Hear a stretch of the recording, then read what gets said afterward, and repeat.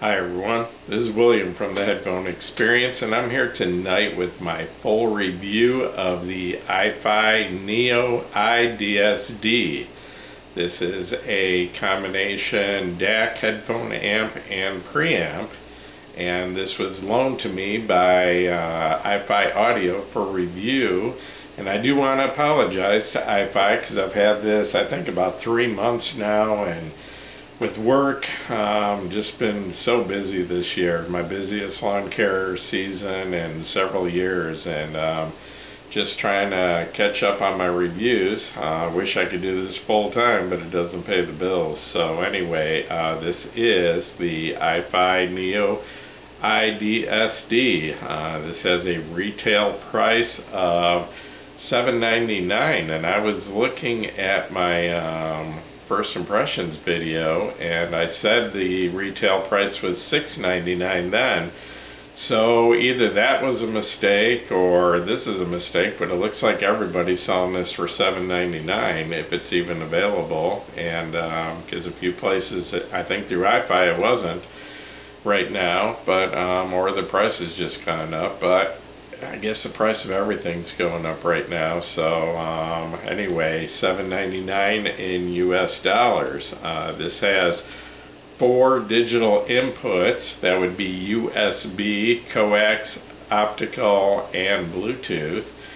And it has 4 analog outputs, which would be your 2 headphone outputs, 6.3 millimeter single-ended and 4.4 millimeter balanced, and your rear outputs, which are either RCA single-ended or XLR balanced outputs, and either of those balanced outputs can either be used as fixed volume to use this as a standalone DAC, or they can be used with a variable volume control, so this can be used as a preamp.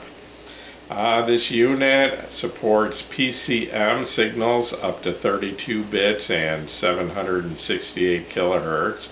It supports DSD up to 512 and MQA, and all current Bluetooth formats apparently, according to the website. This uses Burr Brown true native chipsets, and they claim that it is bit perfect. It does not alter the original, the bits of the signal. So the single-ended output, headphone output, is rated at 295 milliwatts at 32 ohms, and the balanced output is rated at 1040 milliwatts at 32 ohms. The output impedance of either of those headphone outputs is less than 1 ohm. iFi claims a signal-to-noise ratio of 112 decibels, a total harmonic distortion of 0.0015%, and a dynamic range of 120 decibels. The power supply for this unit is 5 volts DC and 2.5 amps. The size of this unit is 8.4 inches wide by 5.7 inches deep, and I guess that includes a volume knob, and 1.6 inches tall, and it weighs in at 2.14 pounds, which works out to about 970 grams. Excuse me a second. I do want to apologize if you can hear the fan running behind me. You can probably see it in the video. But it was about 96 degrees here today with a heat index of 106, and I'm in my loft and the air conditioning doesn't really reach up here very well, so I think it's about, what is it? 82.3 degrees up here, so I'm trying to keep cool.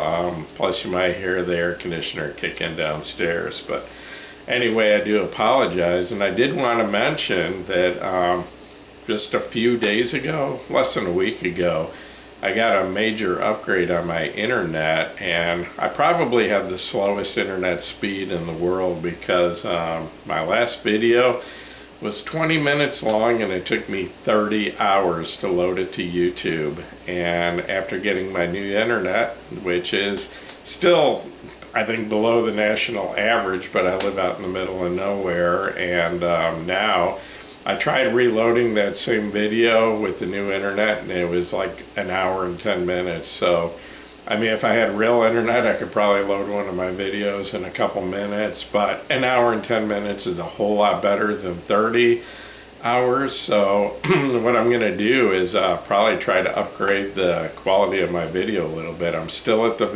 level I have been. I'm shooting these in 1080i instead of 1080p to cut the file size in half, but and I might even, I'm not sure, I got to check into my camera settings. I may be able to bump this up a notch and get a little bit better video quality in the future. So I'll see what I can do, and maybe the next videos will, I can't do 4K, I don't have a 4K camera, and I don't think I'm pretty enough to, that anybody wants to look at me in 4K, but anyway, but you know, be nice to be able to see the equipment with a nice clear shot, so we'll try to get these coming out in 1080p. So anyway, I did want to give you a close-up look at the unit here.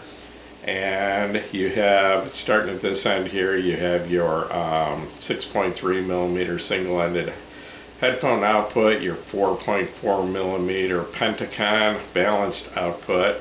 Then you have your power button here, and you have your input selection button here. You've got your volume knob, which is a 100 step, and it shows on your OLED screen here which the settings you're at, or what volume you're at. And then I did want to show you this, because I think I pointed this out in the first video, but this comes with this cool little stand here. And what that does, instead of laying this down flat, you can put this little stand down here and stand it up that way, which really saves space, and it looks really cool that way. And what's really cool about this is your display, when you turn it up on end, automatically flips 90 degrees, and it's upright instead of being sideways, so you don't have to turn your head to look at it. And I guess there's just some sort of sensor in there, because it does it automatically. So did think that was really cool. On the rear of this unit, you have your XLR outputs, which, like I said earlier, can either be fixed or volume controlled. You've got your RCA, excuse me, single-ended inputs or outputs, which also can be either fixed or volume controlled. Then you have your digital inputs. You have your coax, you have your optical, you have your USB, and then there's a Bluetooth antenna over here. And then here's where your 5-volt DC power supply plugs in. Before I forget, and I did forget this in my first impressions video, this does come with a remote. It's pretty small and doesn't do a whole lot, but you can power the unit on and off, I believe, with this, and you can mute it, and you can switch your inputs, and you can raise your volume up and down with this. So didn't come with a battery though, but I think this is a review unit, so I'm not sure if someone left the battery out, but so I don't know if it's supposed to come with a battery. This one didn't. It was like little, like, watch size lithium batteries. So anyway, if it did, I had to spend like $4 on a battery, but it's not a big deal. But anyway, before I get into the sound of this, I wanted to talk a little bit, or for a minute, about the equipment I used to review this. I used, as my digital source, I used a Cambridge Audio 540C CD player as a transport only, and I used both at different times. I had this hooked up to different equipment, used either the digital or the coaxial or the optical output into this unit. Both seem to work fine.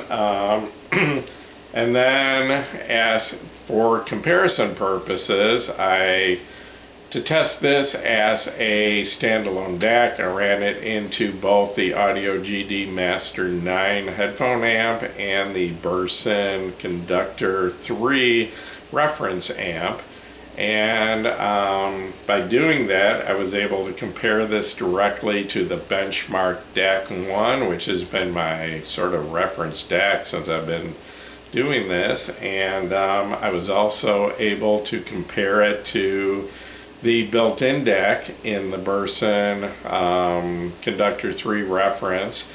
And also, I was going to shoot this video a couple weeks ago, but I got some new equipment in, and one of the things I just got in about a week ago is the Topping D70 S, which is a standalone DAC, and I was able to plug this and that into the Master 9 and do a comparison between those. And then also, up until about a week and a half ago, to use the balanced output of this amp, the only cable I had that had a 4mm Pentacon plug had 3.5mm connections at the headphone end. So that meant basically my Hi-Fi Man Sundara, and probably the best headphone I was able to use from the balanced output was the LSA HP2, which, don't get me wrong, that's a very good headphone. But I was hoping I would be able to use one of my higher end headphones, like say the Kennerton Woden, from the balanced output, but I didn't have a cable that would plug into the 4.4mm plug on the amp and also have connections, which is 4-pin mini XLR to the headphone.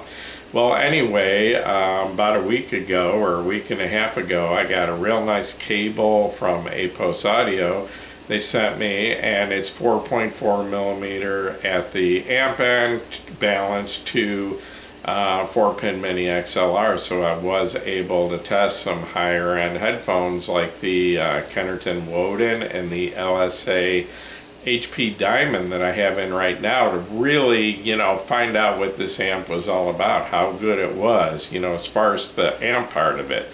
Like I said, I ran it through a couple of pretty high-end amps to really check out the DAC. So anyway, and then headphones, like I said, the Hi-Fi Man Sundara, the LSA HP2, the LSA HP Diamond, and the the ZMF Verite. I had that in and got to use that quite a few times with this amp. And then also the, what else? The Kennerton Woden, yeah, I mentioned that. So anyway, I had a pretty good selection of headphones that I was able to try this with. So anyway, getting into the sound.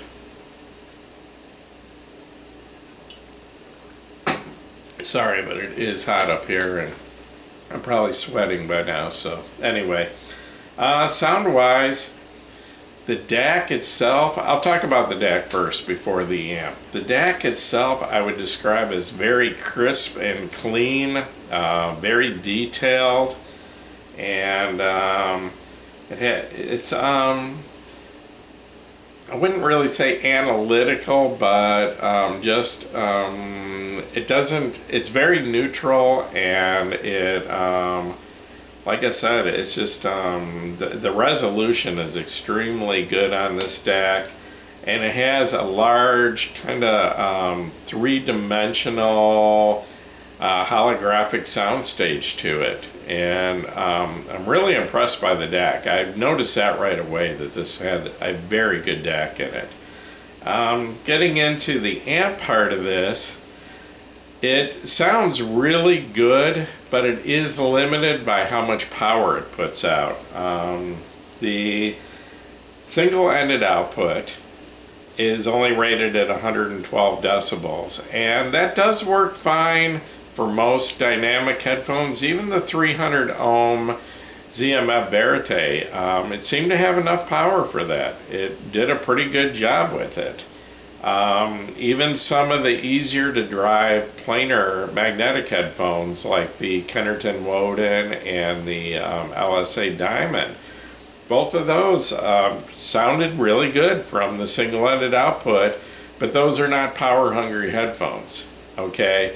If I plugged in something like the Hi-Fi Man Sundara, the single-ended output on this was definitely lacking the power that the Sundara needs to be at its full potential. The Sundara, like most other Hi-Fi Man headphones, if they are underpowered, and usually that means the amp can't produce enough current. It's not about voltage, it's about current. The Hi-Fi Man headphones need a lot of current. Anyway, if the Sundara or the Hi-Fi Man HE500, both of them need a similar amount of power. And if they are underpowered, you lose weight in the bass, you lose extension in the bass, you lose dynamics in the bass, and also the treble can sound sort of harsh. The amp sounds strained. Well, anyway, at the lower power or from the single-ended output, there is no gain control on this amp. But from the single-ended output, this amp definitely struggles to make the Sundara sound the way it should.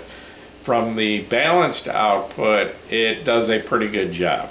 I'm not saying perfect because I did do a direct comparison going from the balanced output of this amp to the balanced output of my Master 9 with the Sundara, and the Master 9 did give the Sundara slightly more weight to the bass, a little more punch, a little more dynamic. But this amp from the balanced output will take the Sundara about, probably 95% of the way to what it's capable of. It does a pretty adequate job.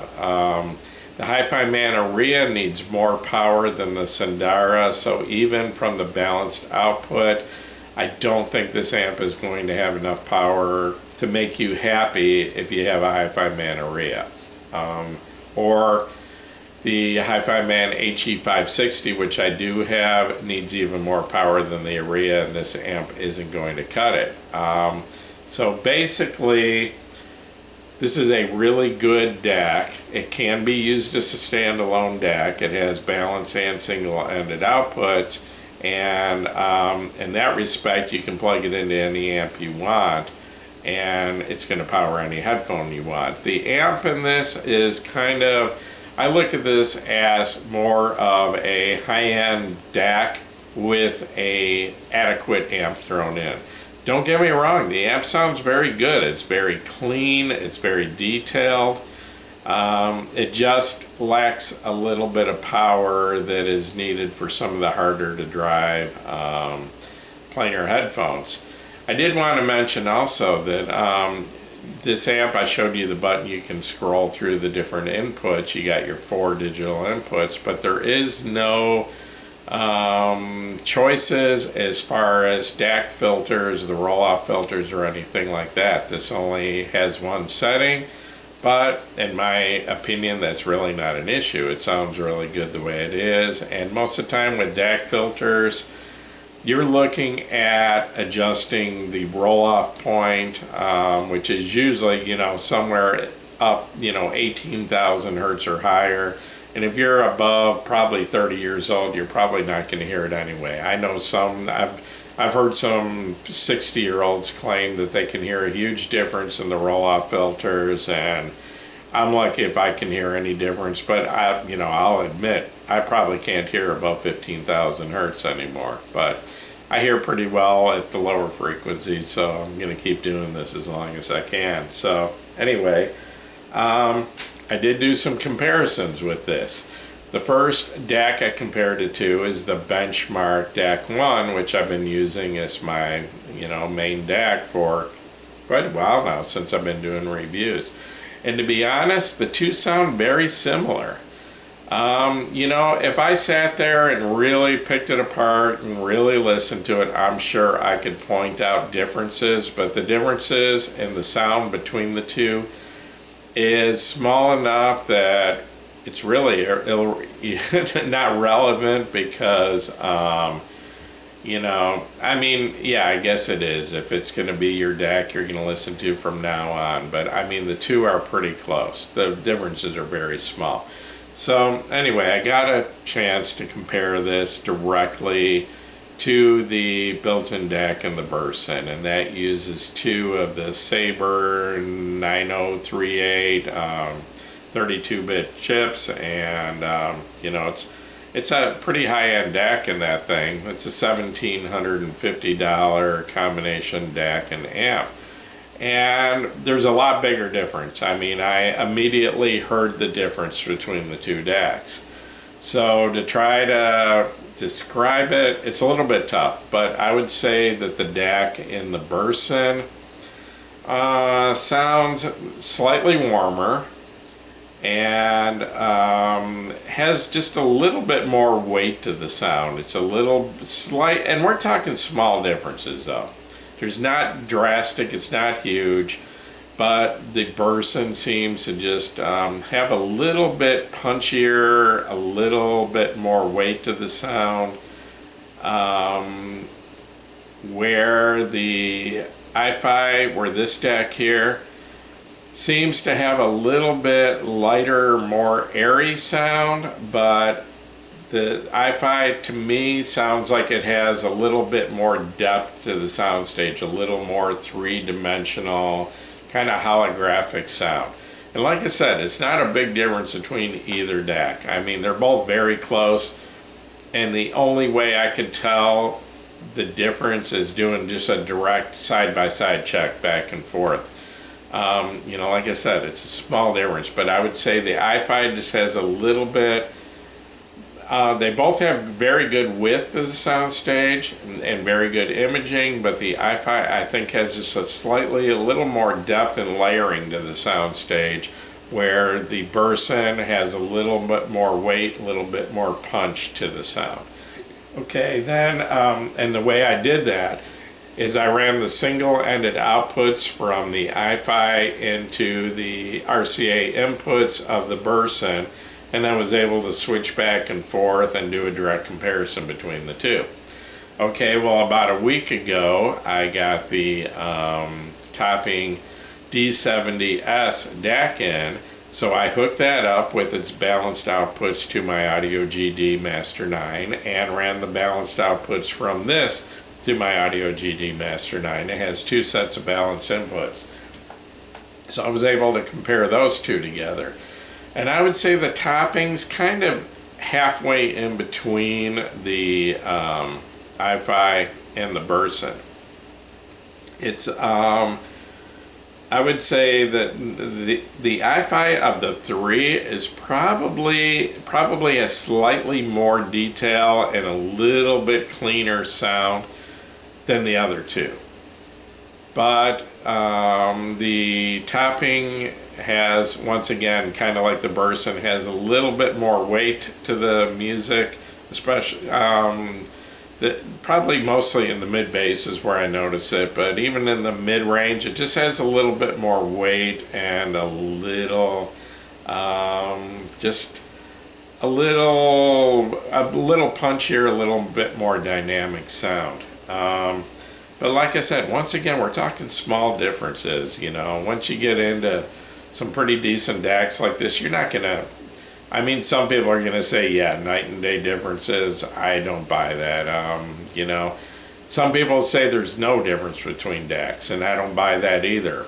In my opinion, you know, there's a lot more to the DAC than just the chip. The output stage has a lot to do with the sound. So yeah, I hear differences, but they're not huge differences. So anyway, and I did also compare this to the, now I didn't compare it directly, but compare, because I didn't have them at the same time, but from what I remember, comparing this to the iFi Zen stack, and I could say almost without doubt that this is a much better DAC than what is in the Zen DAC.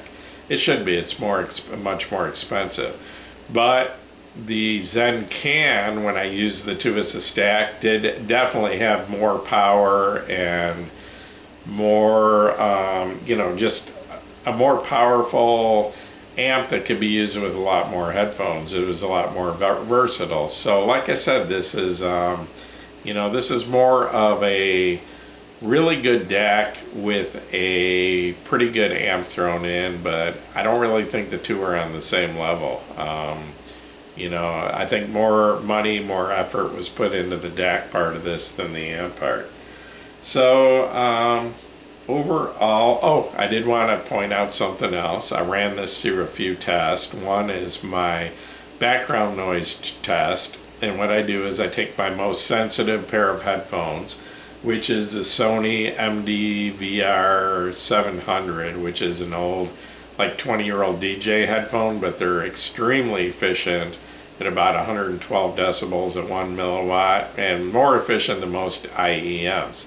Anyway, with those plugged in, and I could only plug it into the single-ended output of this, but anyway, with the volume, with the CD player on pause and the volume all the way up to 100, I hear absolutely no background noise with this amp.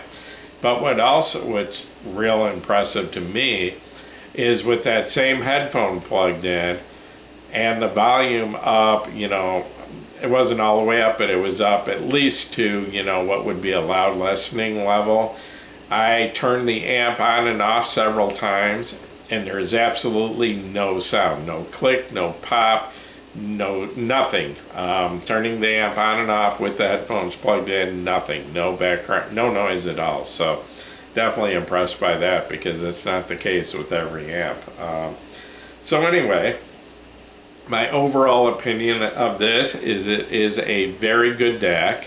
I think it stands its own against the benchmark DAC 1, which I know that's kind of an outdated DAC, but that was given an A rating by Stereophile for years, and there's a DAC 2, then a DAC 3, but there's not a huge difference from what I have heard or read, you know, in the new ones. It's still considered a pretty good DAC, I think. And it stands its own against that. It stands its own against the topping D70S, which is a $650 or $700 standalone DAC. And I know, I've read that DAC measures on an outstanding level. So I'm assuming this one must be pretty good too, you know, because it definitely holds its own. And also the burst and conductor 3 reference, which is a lot more expensive. That's kind of an equal, in my opinion, kind of an equal balance between DAC and amp. They're both very good, and I think this holds its own very good against the DAC that comes in that. So in my opinion, this is a very good DAC. It has a very very clear, clean, detailed, it's a natural non-digital sound. I don't hear, it doesn't sound digital to me. You know, I'm not going to say it sounds totally analog, because I'm not even sure what that means, but anyway, but I don't hear the digital sound that I do with you know, a lot of older DACs, cheaper DACs. So anyway, very good DAC. It's got a pretty good amp in it, as long as you don't need a lot of power. If you're trying to drive hard to drive headphones, like say the Hi-Fi Man or Rhea, you're going to need to use this as a standalone DAC and plug it into a more powerful amp. If you have a medium hard to drive headphone like the Sundara, you're going to need to get a balanced cable so you can use the balanced output of this and not the single-ended output. But so yeah, great DAC, good, very good amp, very clean sounding, as long as you don't try to drive too hard to drive headphones with it.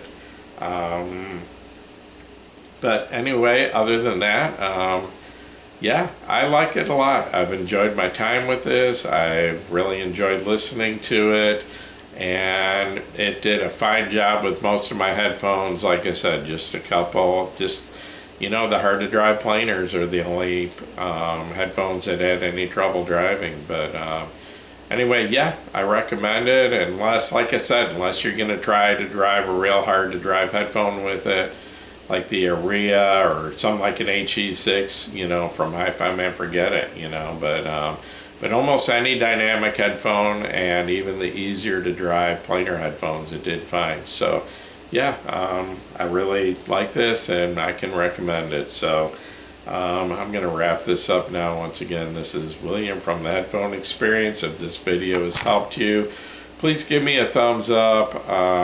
Please subscribe to my YouTube channel, and please join us at the Headphone Experience on Facebook. We were up to, I think, over 11,700 members now. We've been growing a lot lately, so hope to see you over there. And once again, thanks for watching my video.